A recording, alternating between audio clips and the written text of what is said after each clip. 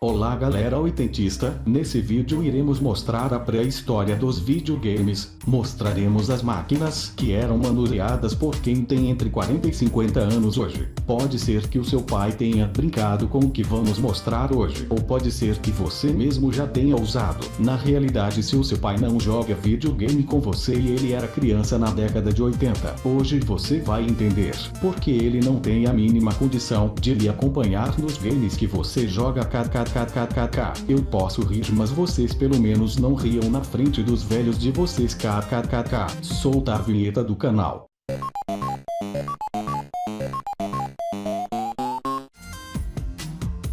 Bem, para começar a brincadeira, vamos mostrar o que seria a primeira coisa. Sim, era uma coisa que foi lançada no mercado brasileiro no final dos anos 70 e que tinha cara de videogame.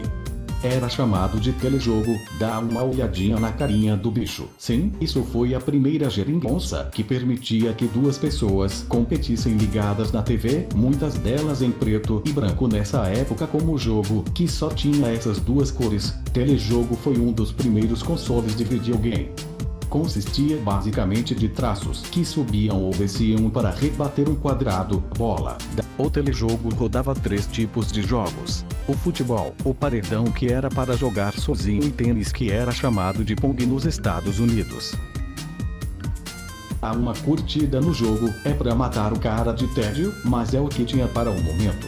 Vai ser uma breve exibição, senão vai todo mundo embora, porque ninguém aguenta ficar olhando para esses pauzinhos em preto e branco por muito tempo. KKKKK. Esses dois botões, que parecem uma sintonia de rádio, eram os controles, e esse foi o primeiro joystick que a geração do final dos anos 70 e início dos 80 colocou na mão. Nesse momento, entre risadas, você já começa a entender o jeito que o seu pai ou sua mãe seguram os atuais joysticks. KKKK. No Brasil, ele foi comercializado em 1977 pela Philco. Seguiu sendo vendido até o início dos anos 80. Depois do primeiro lançamento, a Philco lançou novos consoles sucessores do telejogo, como o Telejogo 2. Aí eu me pergunto como uma coisa tão ruim teve uma segunda edição, mas daí eu me lembro que pra época isso foi um grande avanço, e fico até com pena de quem foi criança e adolescente nessa época. KKKKK. Claro que para que todos não se suicidassem de tédio, a tecnologia de videogames teve que evoluir, então na carona do telejogo apareceu o Atari. Esse, sim,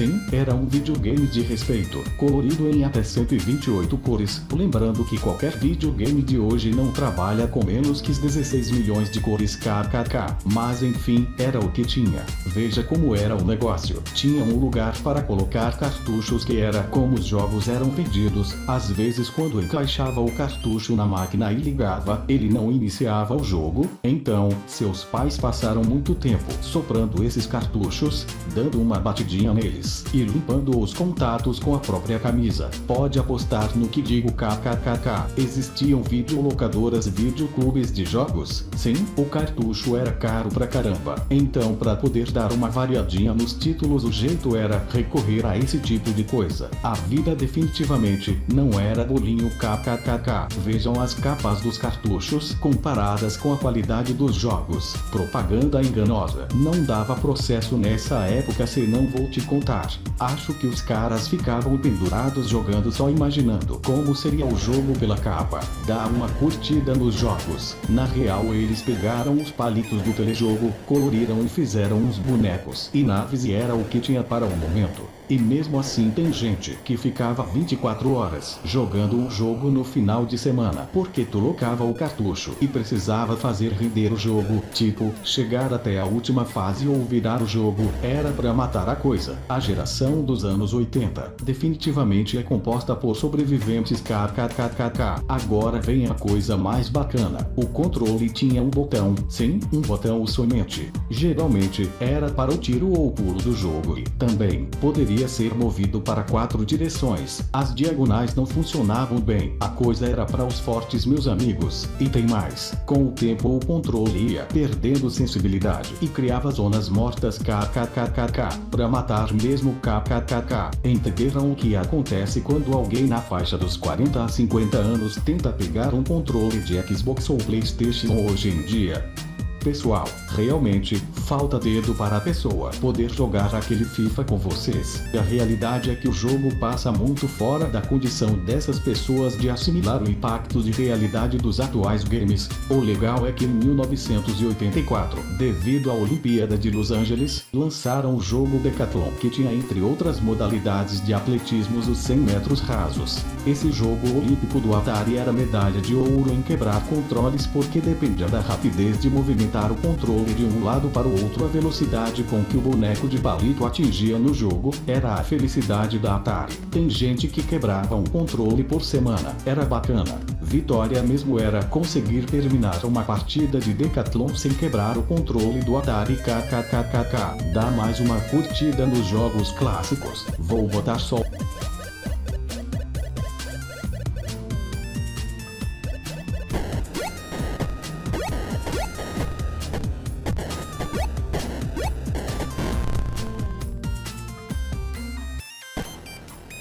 Mas eu que usei isso tenho saudade. Vai explicar? Como tudo era rarefeito na década de 80, esses foram os dois consoles que, realmente, dominaram a década até a coisa começar a ir mal para a Atari, pois começaram a chegar no país os primeiros computadores ditos pessoais, TK-80, TK-85 e TK-90 entre outros monstringos com teclado de borracha e com programas e jogos lidos por fitas cassete, coisa de maluco mesmo, mas os jogos eram bem melhores e um computador tinha outras utilidades dentro de casa que não só jogar. Isso levou a Atari a enterrar milhões de cartuchos que não tiveram sucesso no mercado do seu jogo ETA, que foi baseado num filme que fez enorme sucesso na época. Essa era uma lenda urbana da área de games até que no ano de 2014, em um aterro sanitário dos Estados Unidos, foram desenterrados os cartuchos do jogo fracassado. Isso é mostrado no documentário Atari Game Over, a lenda dos cartuchos enterrados. E o link para assistir toda a história desse fracasso está na descrição. Estima-se que a Atari enterrou 3,5 milhões de cartuchos neste local, que é de fato considerado o maior insucesso comercial da história dos games de todos os tempos. Mesmo com o Atari dominando a cena nos 80 no Brasil, alguns outros consoles foram lançados sem sucesso, um pior que o outro, com o agravante que nenhum tinha tantos títulos disponíveis como o Atari. Entre eles destaco os que seguem. O Sega Master System tinha um visual moderno para a época e era tecnologicamente superior ao NES. Além dos jogos em cartuchos, era possível rodar games em cartões de memória, colocando-os na entrada na parte da frente do console. Super Game CCE-VG 2800 era compacto, barato, foi um dos equipamentos concorrentes, fabricados pela Polyvox.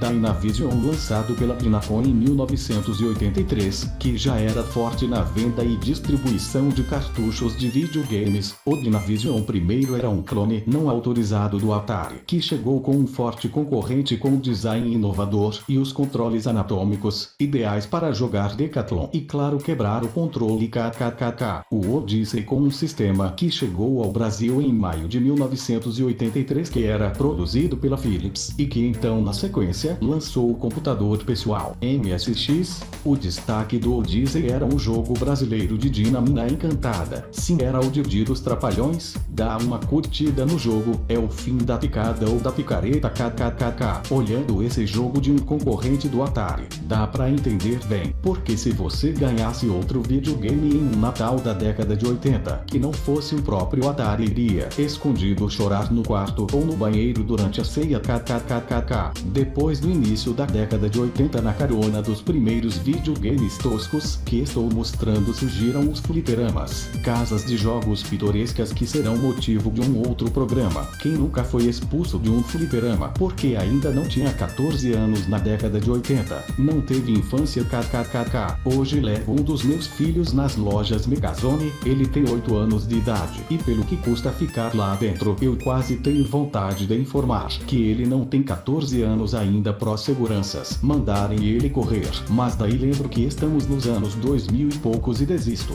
Hoje tudo pode. Pessoal, o canal está começando e quem puder se inscrever e curtir o vídeo ajuda bastante, ok?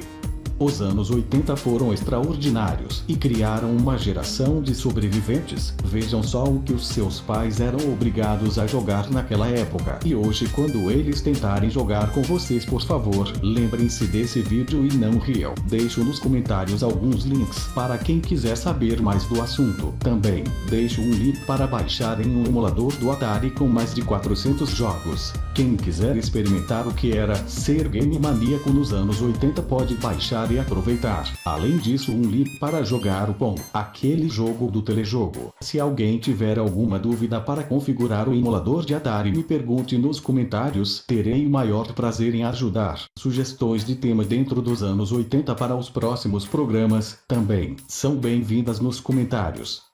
Peço aos mais velhos que assistirem esse vídeo que não se magoem com os comentários. Eu sou, também, um sobrevivente dos anos 80 e passei por tudo isso que descrevi no vídeo. Obrigado por terem assistido.